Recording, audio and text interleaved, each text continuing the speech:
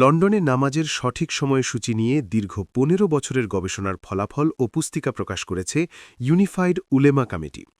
British অবজারভেটরির বৈজ্ঞানিক তথ্য এবং শরিয়ার নির্দেশনার আলোকে তৈরি এই গবেষণাটি শুক্রবার স্ট্র্যাটফোর্ড হাসানা সেন্টারে উপস্থাপন করা হয়।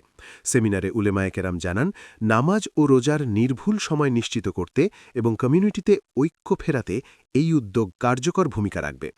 আসন্ন রমজানের আগেই সবাইকে এই সমন্বিত সময়সূচি অনুসরণের আহ্বান জানিয়েছেন আয়োজকরা।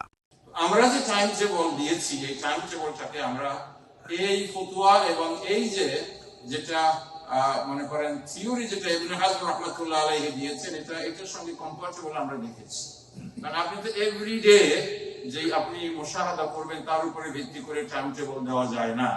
তখন কি করতে হয়? তখন আপনি এটাকে ক্যালকুলেশন করতে হয়। You have done your mushahada on Monday, then you did on Friday, then you have to go through this mathematical calculation for Tuesday, Wednesday, Thursday, and so on. এভাবেই তো নিয়ম, এভাবেই করা হয়েছে। এবং আমরা কিন্তু আমাদের এই টাইম টেবলকে চেঞ্জ করার ব্যাপারে ওপেন।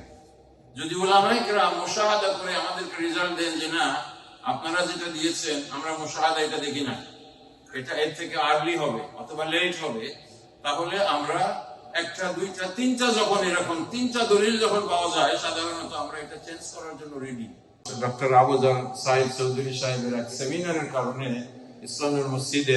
ইসলামের মসজিদ এবং দারুল উম্মার টাইম টেবলকে পরিবর্তন করা হয় ডিগ্রির হিসাবে।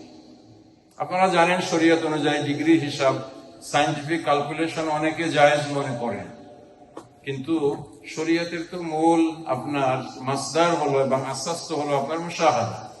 যেহেতু রাসূলুল্লাহ সাল্লাল্লাহু আলাইহি ওয়াসাল্লামের জামানাতে ওই সময় ডিগ্রির ক্যালকুলেশন এভাবে করা হয়নি। সায়েন্টিফিক ক্যালকুলেশনের ব্যাপারে উলামায়ে কেরাম যেটা বলেন, যদি আমাদের আসাসের সঙ্গে এটা কম্পাটিবল হয়, মুনাসিব হয়, তাহলে আমরা এটা নিতে পারি।